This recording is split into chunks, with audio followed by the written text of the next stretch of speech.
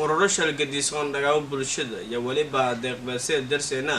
inuu Mudo Lahanun Cudurka Kansarka kaasoo ka dhagan magaalada Baydhabo warbixinta walbaan diyaaray wari Xasan Afrax kulmiye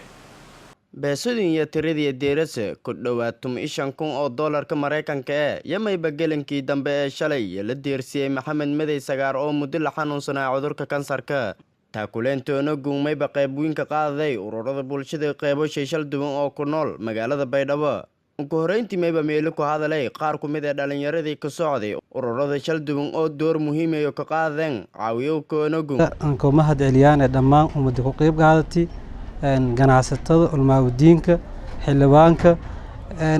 may eednan ka sii shaqeeyay oo ka sii horeeyay Jamiila oo ku dareerta bahda masorta iyo ku dareerta iyo eedan ku horeeytaan ka shaqeeytiyahana deersidii inuu magaalada roogna. Assalaamu alaykum warahmatullaahi wabarakaatuh. dhammaan jaamacadda inta kooyti salaame si kastii bulshada iska dhex jiraan dhammaantood salaame markan horeeytii may bantanka mahadnagay madan horeeytii koo ilaa isadib ilaahay mahadnagay mahadaas ogeeka intuu dhammaanteen hanay kulmiidi arantii una bilawni walaalkan oo ka xanuunsanay magaalada Baydhabo ninkan walaalkan xanuunsan Maxamed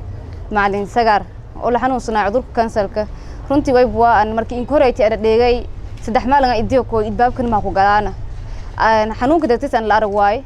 tan kale markii dambe ay sareemo bulshada wala deersida fadaasay wala ogtay deersi markii aan waraysidaan aragay hooban awood in lahayn caafimaadka hata aan bedel fadi lama sin la injii fadaana oo xanuun dartis lahaysada